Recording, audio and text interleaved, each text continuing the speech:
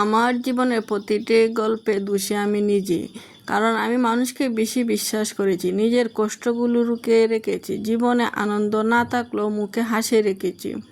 সবসময় সবাই ভেবেছে আমি ভালোই আছি। কিছু মানুষ হাসিটা দেখে, কিন্তু হাসির আড়ালে লুকিয়ে থাকা কান্নাটি কেউ দেখে না। তো লাইজি চৌধুরী লাইফস্টাইল ব্লগতে আপনাদের সবাইকে স্বাগতম। তো নতুন একটি সকাল নিয়ে আপনাদের মাঝে শুরু করলাম ভিডিওটি। তো আজকে ভিডিওটি শুরু করলাম শুক্রবার। তো শুক্রবার মানে বন্ধ, সব কিছু ছুটির দিন, সবাই হয়তো ভালো মন্দ কিছু খায়, ঘুরতে বেরোয়। কিন্তু প্রত্যেকের মতন আমারই শুক্রবার না। আমার শুক্রবার মানে মেয়ের একটা সকালে কোচিং, বিকালে কোচিং, দুপুরে আবার রান্না করা, বিকালের ক্লাস, মানে এগুলো করাটা আমার জন্য অনেক কষ্টের বিষয়। তারপর বাচ্চাগুলোকে প্রতিষ্ঠিত করতে হলে একটা মাকে অনেক পরিশ্রম করতে হয়। হয়তো শুক্রবারে সবাই ঘুম থেকে উঠে ভালো মন্দ রান্না করে সময় কাটায় ফ্যামিলির সাথে, বিশুকল অনেকে ঘুরতে বের হয়, কিন্তু আমার তো সে সৌভাগ্য নাই। আর যেহেতু আমি আমার সব কিছু একাই সামলাইতে হয়, তো আমি চলে গেলাম মেয়েকে নিয়ে ক্লাসে। তো এটার ক্লাসের সামনটা একটু ভিডিও করে নিলাম। আসলে জায়গাটা অনেক সুন্দর লাগতেছে, সবুজে ঘেরা চারপাশ, আর একটু ফানি ছিল, তাই একটু দূর থেকে ভিডিও করলাম। আর সবুজ গাছগুলো দেখতে আমার খুব ভালো লাগে। তো ওদের ক্লাসও শুরু হয়ে গেছে, আর এই যে দেখেন ক্লাস চলতেছে। তো একজন মা এই পারে একটা বাচ্চাকে অনেক সুন্দর, অনেক ভালো, অনেক উচ্চ শিক্ষিত করতে, তো বাবাদেরও ভূমিকা থাকে। কিন্তু বাবা তো যেহেতু মানে আমার হাজব্যান্ড যেহেতু প্রবাসী, তো আমাকেই সব কিছু করতে হয়। তো একজন প্রবাসী বউ হয়ে নিজেকে সব কিছু হ্যান্ডেল করাটা আসলে অনেক টাফ বিষয়, তারপরে করতে হয়। তো আজকে চলে গেলাম আবৃত্তি ক্লাসে, প্রায় 3 সপ্তাহ যাওয়া হয় নাই বিভিন্ন কারণে।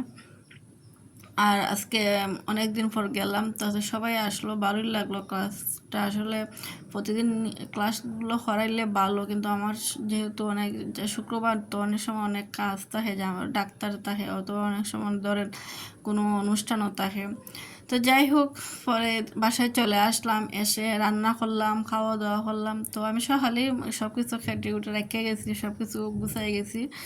বুড়ি দিন আমি 6টার সময় ঘুম থেকে উঠতে হয়, যেহেতু আমাকে সারাদিন বাইরে থাকতে হয় সেদিন। তো দুপুরের মধ্যে এখন আর এগুলো ভিডিও করার সুযোগ হয় না, যেহেতু সময় খুবই স্বল্প, প্রায় 1 ঘন্টা খালি শুধু সময় পাইছি রেস্ট নেওয়ার। তো এই রেস্ট নিতে গিয়ে যে আমার কত মানে মন চাইছে আমি ঘুমাইতে, কিন্তু আমার ঘুমাইয়ে যদি যাই তাহলে তো আমার আর মেয়ের ক্লাস হবে না।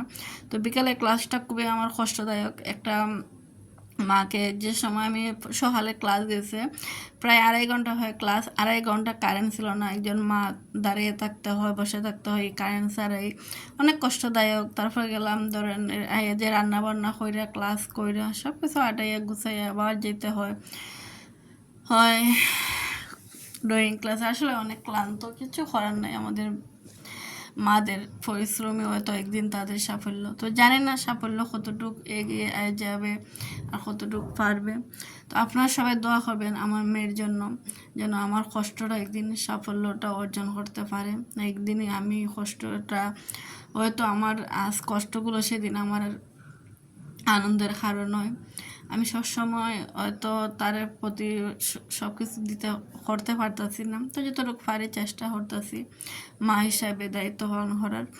তো আসার সময় স্বপ্ন, যেহেতু পরে এইদিকে তো আমার তেমন যাওয়া পড়ে না, তো আমার বাইরে খুব কমই যাওয়া পড়ে, শুক্রবার ছাড়া আমি তেমন একটা বাইরে যাই না। তো একসাথে তো 60টা পাউডার পাওয়া যায় কাপড় ধোয়ার, তো এগুলো নিয়ে আসলাম। তো এগুলো বিকালবেলা, তখন বেলা ধরেন সন্ধ্যে গেছে, সন্ধ্যার সময় এগুলো কাজ করতেছি, আসলে কিছু করার নাই। আর সকালে উঠে তো ধরেন কাপড় ধোয়ার জন্য এগুলো সবার আগে লাগে। তো মেয়ের জন্য নাস্তা রেড করে রেখে আসলাম, মাংস এগুলো এসে বাসায় ভাজি করলাম, ওকে এখন দিলাম। তো মেয়ে এখন নাস্তা করবে, কইরা পড়তে বসবে। কিন্তু এই যে সারাদিন দৌড়াদৌড়ি কইরা বাসায় এসে আবার কাজ করো, রান্না করো, এই যে নাস্তা রেডি করো, এগুলো কিন্তু আমার জন্য অনেক কষ্টদায়ক, কিন্তু তারপরেও করতে হয়। বাচ্চা তো তাদের ঠিক টাইমে খাবারটা দিতে হয়, আনার তো তারা তাদের মনোযোগটা দিতে পারে না। তো অবশ্যই অনেক ক্রিসপি হয়েছে ভাজিটা, তো আমার মেয়ে খুবই পছন্দ করে। তো ওরা এই খাবার দিয়ে এখন পড়াইতে বসলাম, নিয়ে আমি পড়তে বসি না, তো ওকে নিয়ে পড়তে বসাইলাম। তো আমি ওর জন্য কিছু হাজ করলাম, এগুলো গুছানো নোট করা এগুলো আমাকেই করতে হয়। তো ভালো থাকবেন ভিউয়ার্স, আসসালামু আলাইকুম। সবাই দোয়া রইল, আশা করি ভালো থাকবেন।